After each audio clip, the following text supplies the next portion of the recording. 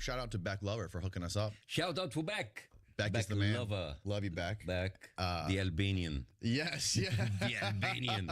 He's a wild boy. Yeah. But it's nice to meet you, man. Thank you for coming. No, thank you for having me. You have I think we should start this thing out by explaining like your insane backstory.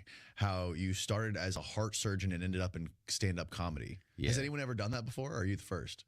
That particular trajectory, I think I'm the first. because I was a doctor, 20 years in medicine, 7 years studying, 13 years operating. And I hated every second of it. I hated every second of it. But you know why we go into medicine in the Middle East? Because you want to please your parents. Mm-hmm. Because, you know, in the Middle East, you're allowed to be one of three things: a doctor, an engineer, or a disappointment. So I didn't want to disappoint my parents. So I went into medicine, and I was never happy. It was a line of work that I was never happy. And so I always wanted to have a vent, and I wanted to try things to kind of like get me out of that. So I would pick up crazy hobbies, like, for example, salsa. So as I was a doctor, I was actually a salsa teacher. I went to salsa. I came to Miami after I finished my medical school in 2001. Mm-hmm. And I came to Miami to learn Rueda de Casino. People who dance salsa who know what I'm talking about. This is the stuff that would people like dance in a circle and with swap partners. Yeah. And it's funny because that was 2001. My return ticket was 17th of September 2001.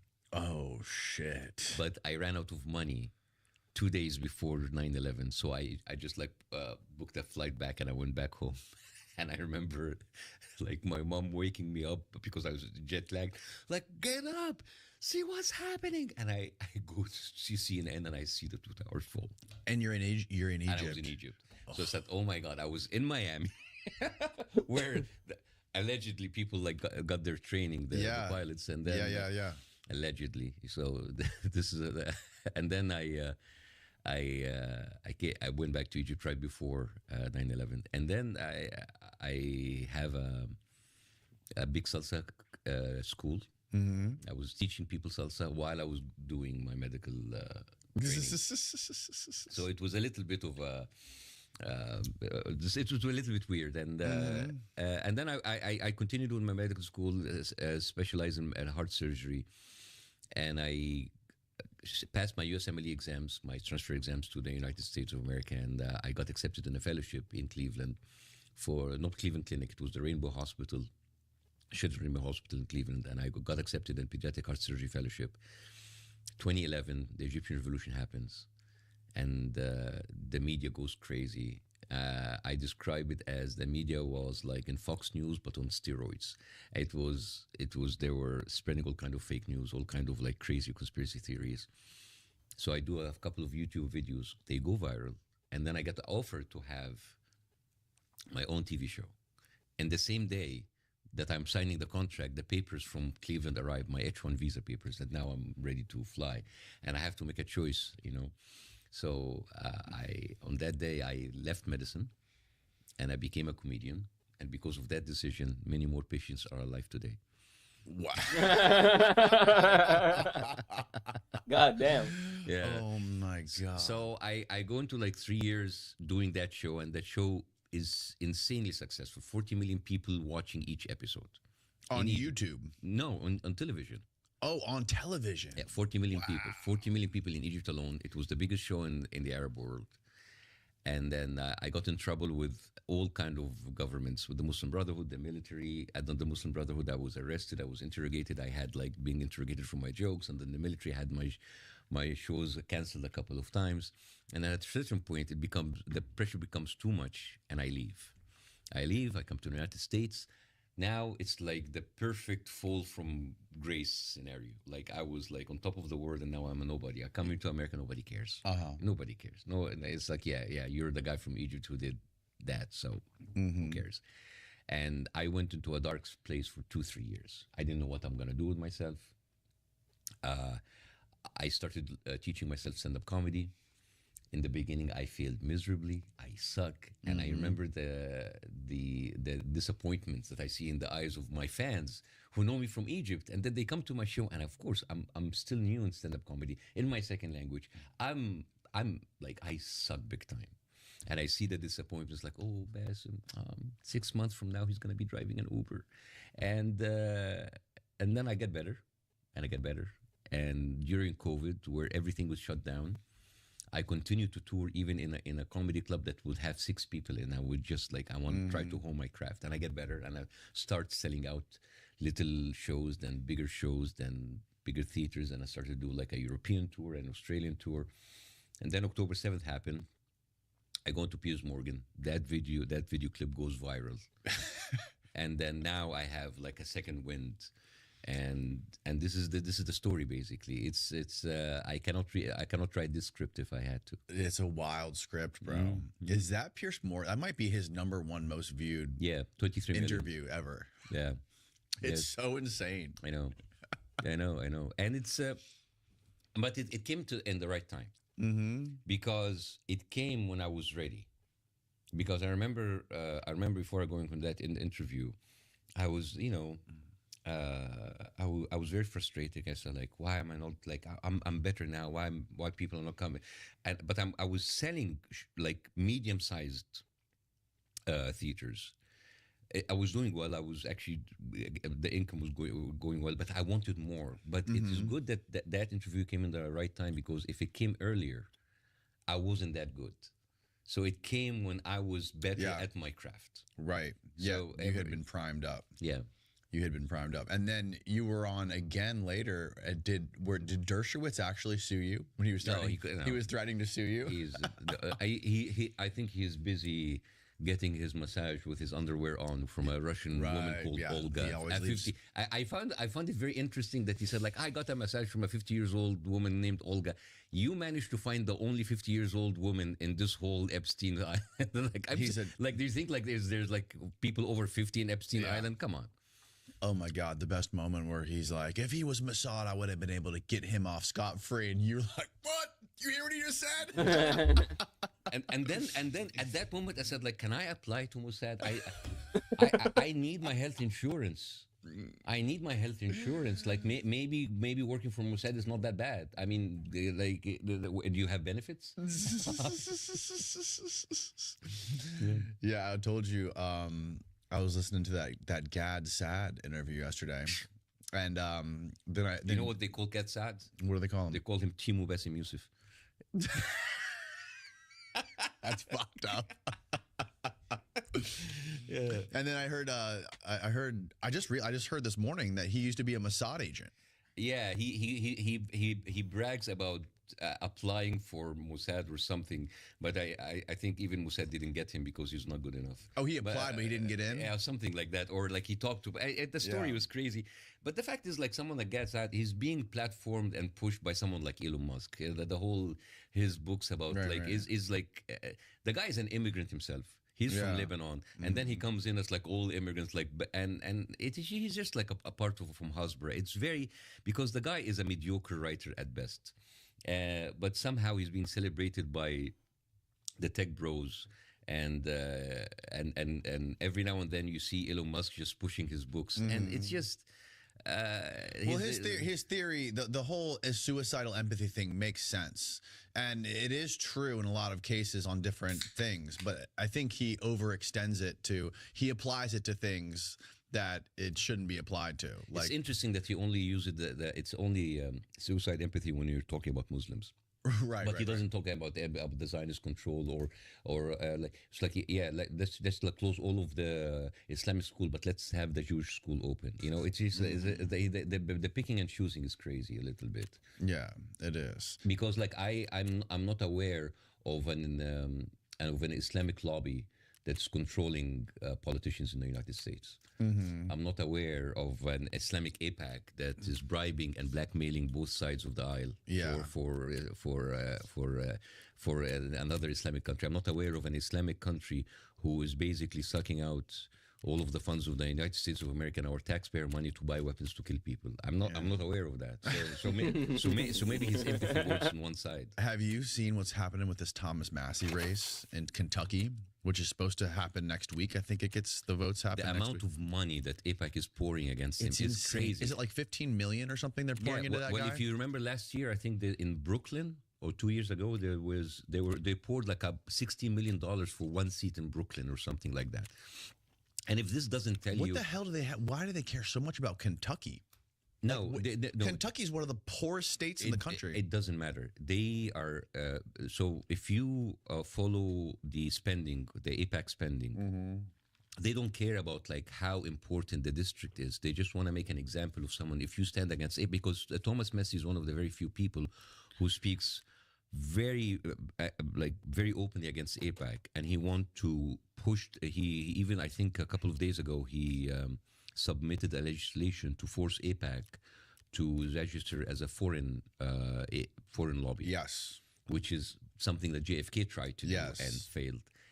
So it is for them. It's not about Kentucky. It's like, who are the voices that are against us, so we can make an example out of them. So the fact that they are pouring $15-16 million for a seat, right? It tells you everything you need to know about the politics of this country. Yeah, and I think he's all crowdfunded, and he's still beating the dude by, I think, maybe 1 point he's winning by. Yeah, so imagine if he didn't have the $16 million. That other guy would not even have a chance. No. Because Thomas Massey is not just like anti-AIPAC. He's one of the very few congressmen who is speaking openly about the Epstein list, and he's standing next to the victims. There are only 2 or 3 of them standing next to the victims, which is crazy. 535 congressmen, none of them stood next to the victims other than 2 or 3, which tells you again everything you need to know about that lobby and the people that they buy. Yeah, the Epstein thing is completely crazy, and it's been eye-opening to see how different people in the government have reacted to it. You know, people that have been implicated in it, that have been like caught flat out lying about shit, like Howard Lutnick. And you know, it's really crazy to see how these people are behaving in public in regards to these Epstein files. And I think there was a vote in Congress also about a transparency about the money being spent in order to settle all of the sexual scandals of congressmen. I can't remember what is it, but it did not pass. They were, you know, like I think if you look it up, the Congress has actually been paying like millions of dollars in order to settle sexual allegations against its own members. Oh, I didn't hear about that. Yeah, I think if you look it up, I think you can do that. Like, interesting. Yeah. Well, I think it's very odd that, well, maybe not odd, maybe it makes a lot of sense that they're finally releasing all these files now that it's been 5 years since he's died, and the statute of limitations is 5 years for most of the offenses that of the people that were in the Epstein files. So now that the files are out, no one can be prosecuted, no one can be sent to prison or anything. But also, you see the way that they release it, they just like flooded the internet. They flooded the internet, and then suddenly normal citizens are playing detective. Right. I'm sorry, that's not my job. That's the FBI job. What Right. are you guys doing? They didn't give us any context. Basically, you're dumping it to us and say, like, okay, like, here you go, you'll have fun with it. And then people are trying to make connections and look at the redacted files. I said, what is this? I mean, so what's next? Are you going to like give us like your plans for invading Iran, and we have to figure it out? Right. I mean, what other functions of the government should we be taking over? And not just that, now the alien stuff. And now, like, there's no analysis. There's no, like, what was the FBI's conclusion on all this stuff? I think Steve Bannon said it perfectly. He said the way that you deal with the media is to flood the zone with shit. Yeah. And they're flooding the zone with bullshit. Distractions, and then people are, let's talk about the UFO. Let's talk about whatever crazy tweet Trump will put out today on Truth Social and Truth Media or Truth Social, whatever. It becomes too much. I mean, I'm the one who's coming from a third world country, and I'm saying, like, guys, this is bullshit. Like, I'm just appalled about the level of inefficiency of their bullshit. New seasons means fresh starts. And with Ira Store's summer sale, that's the Epstein files. And, you know, I don't think the whole Iran war was all about that. I think there was probably lots of reasons that they did that. But I feel like Give me one good reason for invading Iran. I don't think it's a good reason. I think they had many reasons that they did it, but I think that like Israel pushing us to do it. Yeah, pretty much. But I think I know there was. We can get into that whole thing, but like I feel like if Trump was on the fence, because he's historically, I don't think Trump wanted to do it. I don't think Trump wanted to do the whole Iran invasion. If you just go out, we could play tape of him for the next 2 weeks of him saying how stupid it would be to start another Middle East war, right? And now that he's doing it, it's kind of weird. Like, why are you going against everything you've always said, right? Maybe he's compromised. So maybe it's blackmail. Maybe there's so much things. So basically, we are. My point I was trying to make real quick is that I think that if they were trying, if there was a bunch of forces that we don't know about, a bunch of shadowy, invisible leverage that they have on Trump, and they're trying to get him to do this war, and he's maybe on the fence of doing the war, but not sure. I think the Epstein files would be one thing that could push him over the fence to do it for 100%. sure. Yeah. I mean, basically, you have a compromised president, and I think it happened before. It happened before, and I went on Piers Morgan and said that, and I remember when I went on his show, he said like, "Oh, this is ridiculous. This is." But I was talking about a book that was reviewed by Times of Israel, which is an Israeli newspaper, about a book written by an Israeli about how during the peace talks in the end of the 90s, basically Netanyahu approached Clinton and said like, "Your Monica Lewinsky tape is safe." So basically, they had the tapes on him. I saw that. Yeah, I saw that article. And it's very interesting how Bill Clinton in the 90s said one thing, and now they said like, I killed myself for the Palestinian to have everything, and they rejected it, and it was proven times and times again that this was not true, and basically he was pushed and blackmailed into doing so because of they released the tapes anyways. So basically, you have a bunch of presidents being U.S. presidents being compromised by our greatest ally because of like what they have because they have sex tapes on them, which is crazy. Now America paid so far $29 billion, $30 billion into this war with Iran because our presidents cannot contain their especially with little kids. Yeah, I mean, it's I just like saying this. I was like, what is this? It's a very dystopian reality for me. It seems like the most logical conclusion, right? Like it's like the one thing no one wants you to jump to, you know. I mean, Trump was on tape when they're telling me, you are going to release the Epstein files. It's like, well, it's going to destroy a lot of people's lives, and they have basically because his friends is on it. Because his friends, yeah, and maybe he's on it too. So his life was one of the ones that's going to be destroyed. So instead of that, let's destroy the American economy. Let's put the American military in another useless war that the only one who benefit from it is Israel. So, and apparently they still have like half the files to release, and you know. And we're probably never going to see those. Yeah, we're not going to release them. Yeah.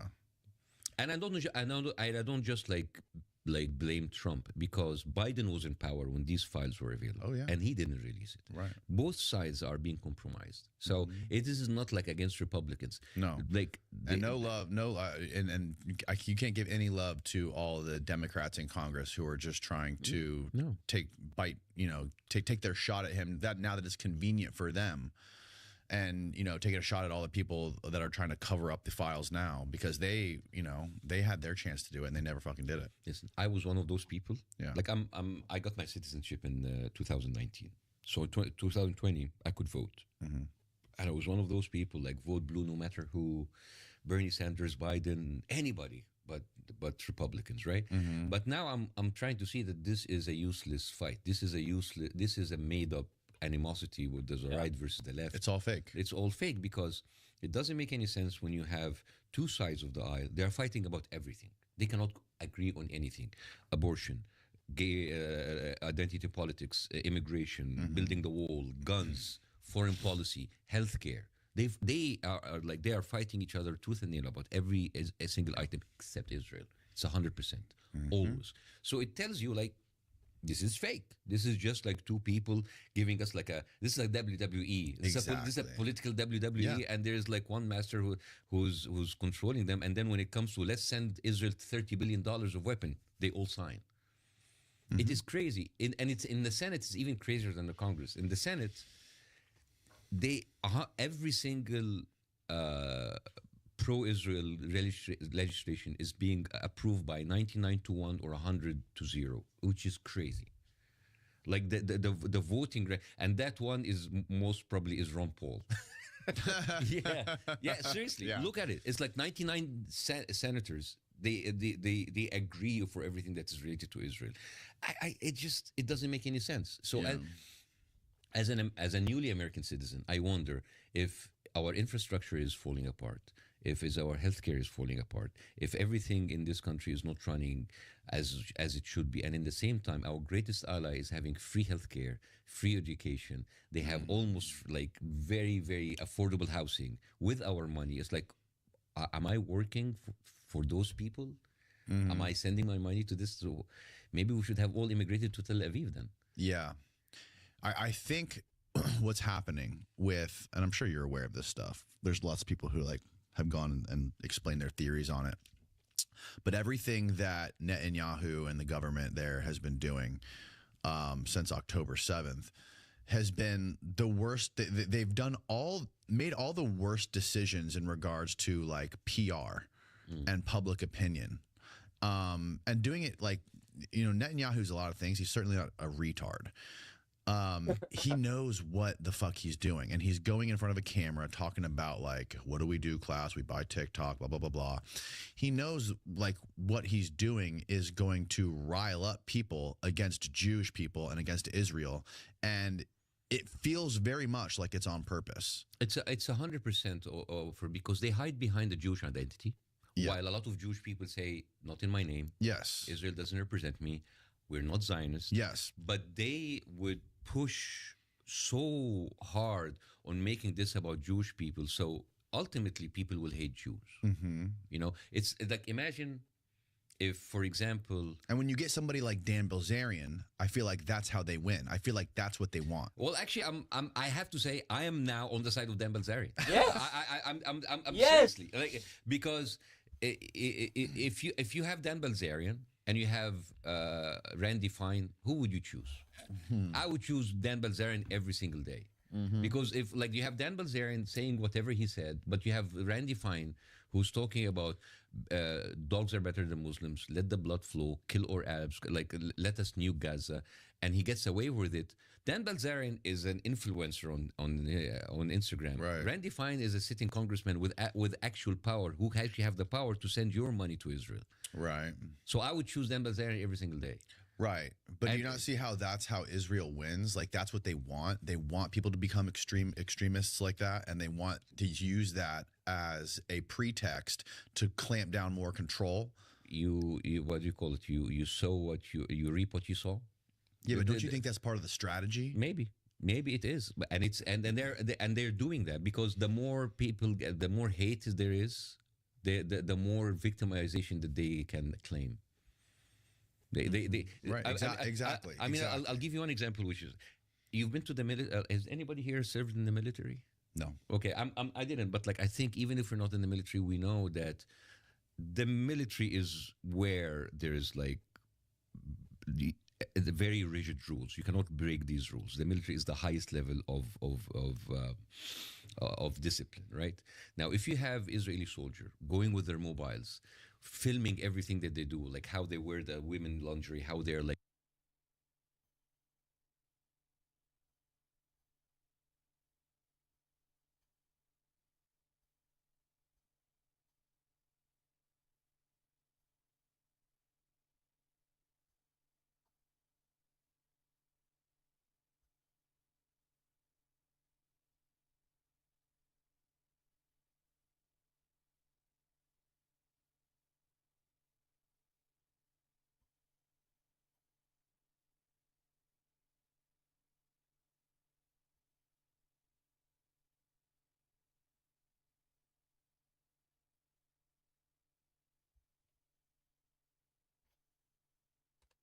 humiliating people. They're like, and how they're like blowing things up. And if you are in the American military, you will not be allowed to post any of this unless it is being approved by your leadership, right? So the fact that you go in and you do all of these provocative videos to show how you are killing little children, how you're Right. wearing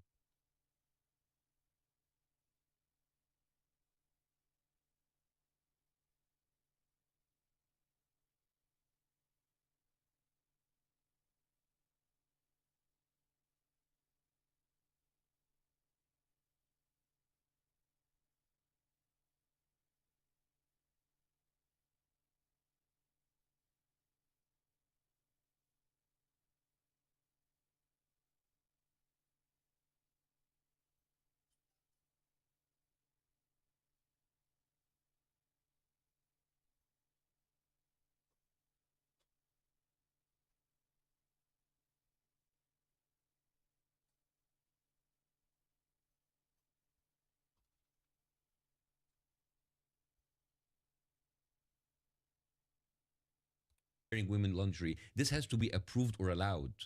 And how you're sodomizing somebody behind a shield. And they want to do that in order to sow more hate against Israel, and then by proxy other Jewish people. And then they go into this cycle. Oh, they hate us, anti-Semitism, more hate, more money. Yes. So you see how the cycle goes.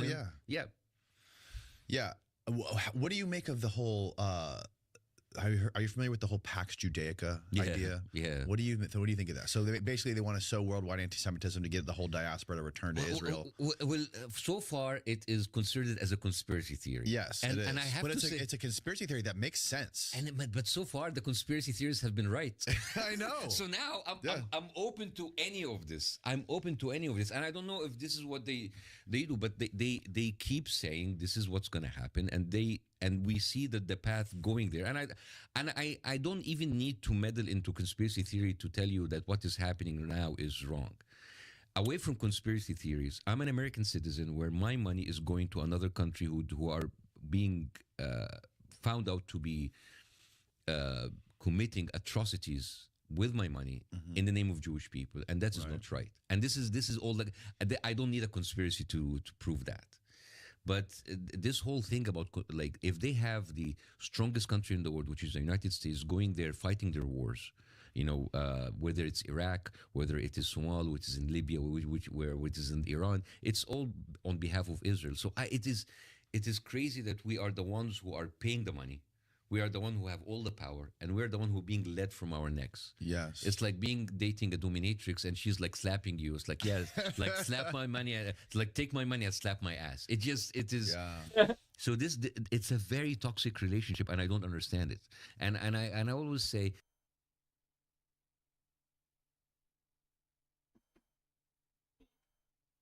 he is not wrong. like, people from the Middle East, they left the Middle East because they didn't want to be controlled by their countries. And they come to America to find out that they're still controlled by another country in the Middle East. What do you think of, like, the whole idea of the Al-Aqsa Mosque getting, like, hit by a rocket and then using that as, like, a pretext to nuke them and all this shit? Are you familiar with that whole thing? Say again? The Al-Aqsa Mosque. Al-Aqsa Mosque. Oh, yeah. Well, I have actually used that in one of my videos. There's one of these, like, Israeli Jewish rabbis. His name is Yusuf Mizrahi. And he said, like, if I was there, I would just, like, as Iran is, like, shooting rockets, I would just blow up the mosque and say that they did it. Right. And the thing is, they say that in front of you. And this is what drives me crazy, They have already talked about Greater Israel. And then when you talk about them, they want to expand Israel, they say it's a conspiracy theory. They already talked about ethnic cleansing and pushing people from Gaza into Egypt. And when you talk about that, you say it's a conspiracy theory. They talk openly about blowing up the Al-Aqsa Mosque to build the third temple and just, like, pin it on Iran. And when you say that, it's a conspiracy theory. We talked many times about the false flags attacks that Israel has done. Even in the last war, they are attacking many of the Arab countries. And then a couple of days ago, they just found a secret base that was put in Iraq by the Israeli, the IDF. Have you seen? I'm sure. No.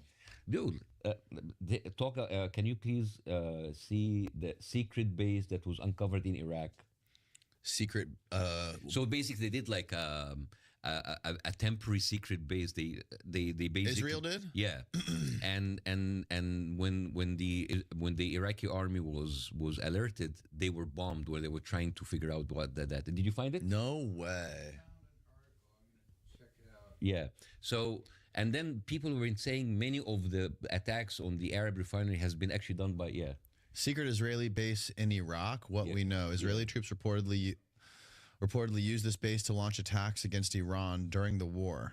And I think they actually use it to launch attacks on the other Arab countries and then pin it to Iran. Israel built a secretly operated military outpost deep inside the Iraqi desert to support its air campaign in the run-up to the start of the U.S.-Israel war in Iran. Reports in the U.S. media have claimed. On Saturday, the Wall Street Journal reported that Israel built the installation, which housed special forces and served as a logistical hub for its air force, with the knowledge of the United States just before the start of the war in Iran.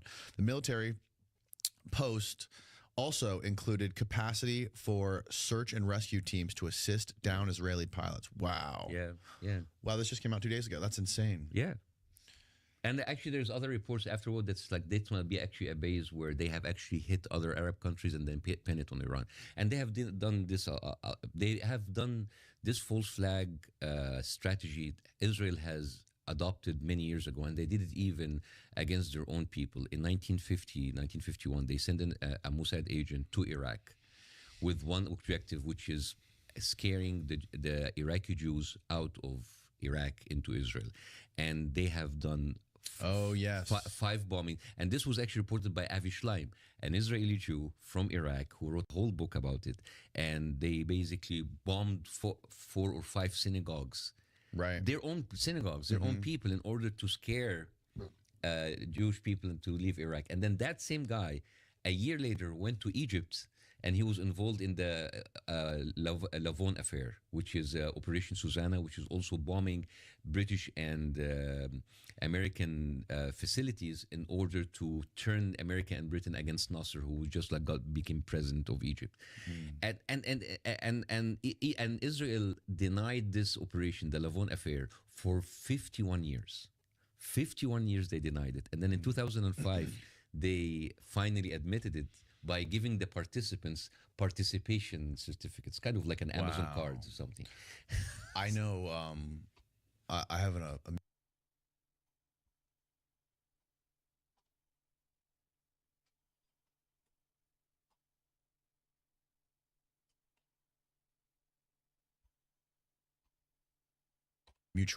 an acquaintance who was former FBI agent in New Jersey, who was a part of the team that arrested the Israelis on 9/11 that were dancing, Oh, yeah. that ended up being Mossad agents, and they shipped them back. Yeah. That's a fucking crazy That's story. a fucking crazy story. And what's actually interesting for me is I remember there was a clip, and I think you can find it also. There's a guy say, I think it was on CNN or something.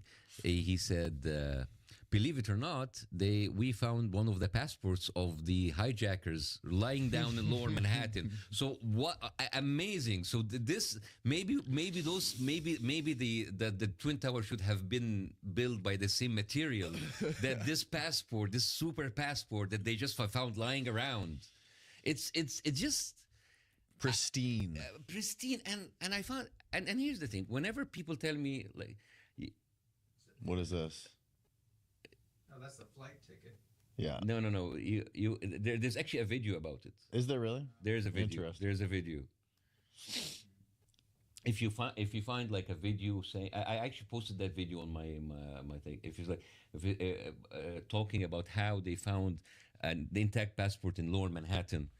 Yeah. So Just some random person found it? one of the police officers found A it. police officer found it. Found it, Right, yeah. right. I've always struggled with finding a way to keep my firearm within reach, but also safe around the kids. Keeping it in the closet is just too sent you. The Building 7 thing's interesting because there's people say Building 7 because it was a CIA building that held a lot of classified shit. Yeah, the Solomon Brothers building. They say that building would have been pre-wired with explosives anyways because of all the shit that was in it. Well, a funny story about Building 7. Do you remember Rosie O'Donnell when she went on The View and talked about Building 7 and then she lost her career?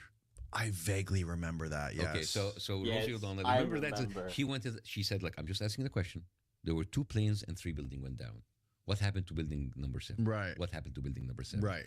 And then just because she asked the question, her career was destroyed. Can you find that clip? Yeah. See if that's on YouTube. And then they were like, I remember that. I'm just like with people asking questions. How can you just like lose your career for just asking a question? And the Building 7, here it is. What year was this? Oh my God, 2007. Yeah. All right, hit it. And I'm not a military strategist. No, but do you I think the things Iraq we're had not anything to do with 9/11, Elizabeth? You know what? That's Yes or something no? that I struggle with. Did Iraq have anything to do with blowing up the I Twin believe Towers? that at the time, George Bush our president, was faced with a decision, and all the evidence stated that it did, and all the evidence that all the Democrats who voted for this war saw and Not all also the believe evidence, that. all the cherry-picked evidence. Okay, well, the evidence that they saw indicated that Iraq had a part in 9/11, and that they were plotting to use those weapons of mass destruction in still future think this stuff. now? Hang on. evidence He to show has a you're choice planning to to make go the in mistake before and go in there, assuming that they did or that they didn't. Okay, I'd rather him make the mistake on the fact that yes, they had it, and at least we went Okay, in let me there. ask you one more thing. Do you think the government purposely misled the American people to believe that Iraq had something to do with 9/11? No. Yes, says the crowd. Do you believe that the government had anything to do with the attack of 9/11? Do you believe in a conspiracy in terms of the attack of 9/11? No, but I do believe that it is the first time in history that fire has ever melted steel. I do believe that it defies physics for the World Trade Center Tower 7, Building 7, which collapsed in on itself. It is impossible for a building to fall the way it fell without explosives being involved. World Trade Center 7. World Trader 1 and 2 got hit by planes.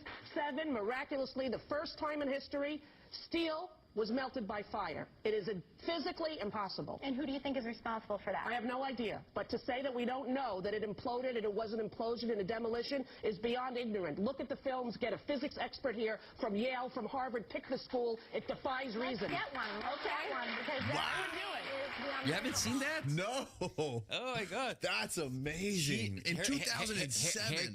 Her career took a nosedive after this. Yeah, she got and news. she was vilified. She was Nasty woman. She was called anti-Semitic. Everything. Right. That's so.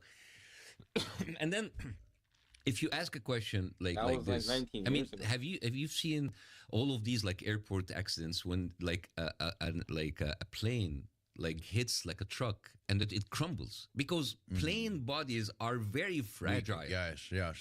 Because they are light, they need to fly. Right. But then we have to believe that they went into steel buildings, burn it, and then it went down like perfectly like this. There's lots of really weird questions about that whole thing. And then if you ask this, you call conspiracy theories because this is the easiest thing to kind of. There's this documentary called 9/11, the New Pearl Harbor, and they break down all kinds of big questions, like physics questions about that whole thing. Oh yeah, I've seen that. Like the one about like how do they make the phone calls moving so fast because they're going like you can't. It's going to connect from like you're going to get cut off every 2 minutes because of all the cell towers that are being connected to the phones there. Yeah. And then the other thing is like flying at that low altitude where the air is so thick, it would have ripped the wings off. And they interviewed like multiple aviation experts and shit like that. And this is why when Israel said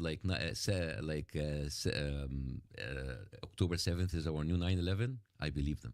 It is. Yeah, man. It is. Yeah, I mean, man. look at what happened on October 7th. The attack was 6:20 a.m. The attack. The Hamas attack on the music festival and the Kaputz was 6:20 a.m.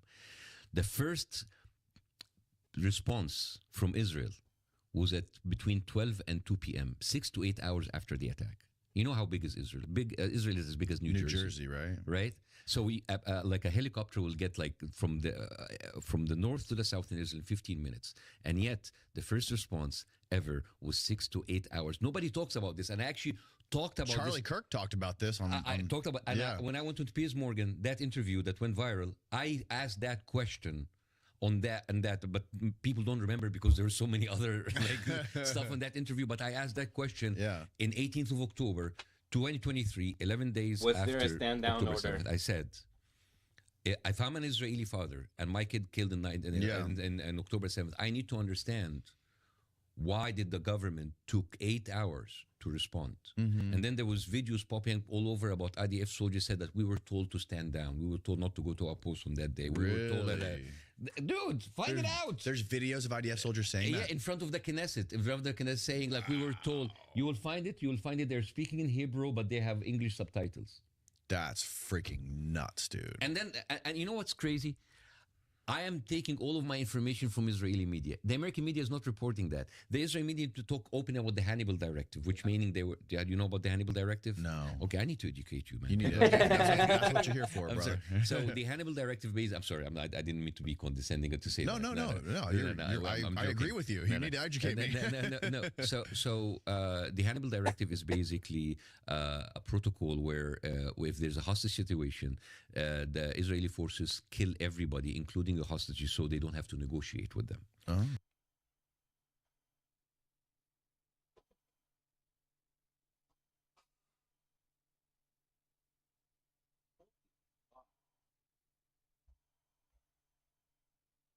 So there is multiple reports about using the Hannibal Directive from Israeli media, Israeli newspaper, that they actually the number of casualties have ballooned on October 7th because the Israeli tanks and Israeli Apache airplanes they shot indiscriminately, killing everybody.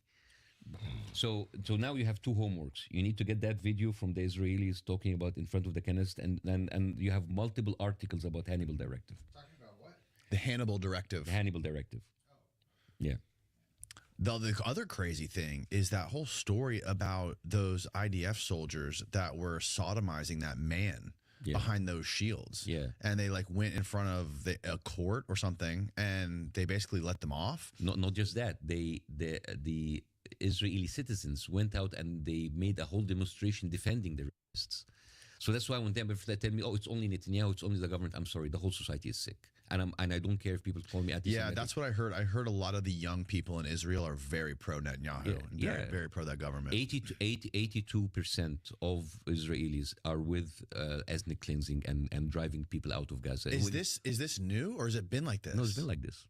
Because they definitely aren't fans of Netanyahu, because there was all those protests that were happening in the streets. Yeah, but if compared to the number of like the population, I think it is a minority. Maybe it's like 10, is it really 10-20% maybe, and then they're still like have some brains in them, and the rest 80% or more are actually going for the genocide in Gaza.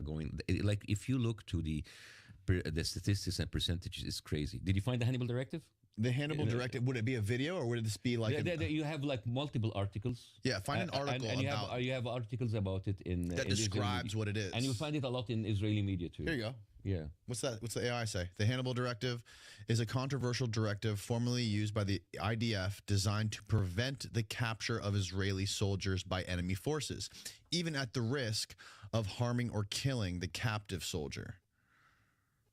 Wow. Yeah, hearts. So this is So in October 7, 2023, investigations by Haaretz and UN investigators found that the IDF ordered a version of the Hannibal Directive during the Hamas-led attack, aiming to prevent vehicles from returning to Gaza with captives, which likely resulted in the deaths of both Israeli soldiers and civilians.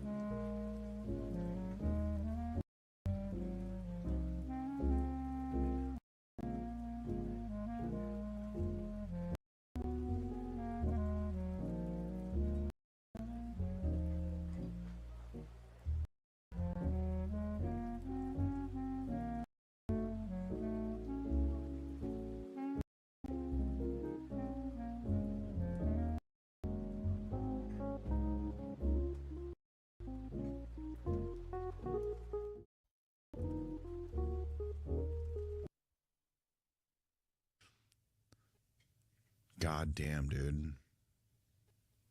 It says it stopped doing it in 2016. No, but What's that? IDF officially revoked the directive in 2016. yeah, officially, but it doesn't mean that they continue doing it. Right, officially, right. It's so crazy, man. It's hard to get a real grasp on all this shit sitting here in Florida. These are the soldiers that Show me videos of the IDF. So you're asking Perplexity to show you videos of the IDF soldiers talking about standing down. It's just giving you multiple videos. Yeah. Bunch of Instagram videos, Facebook video. And all of these videos were like IDF soldiers in front of the Knesset talking about how they were told to stand down, not to report to their posts. Wow. Can you hold the thought, because Yeah. I want to actually Yes.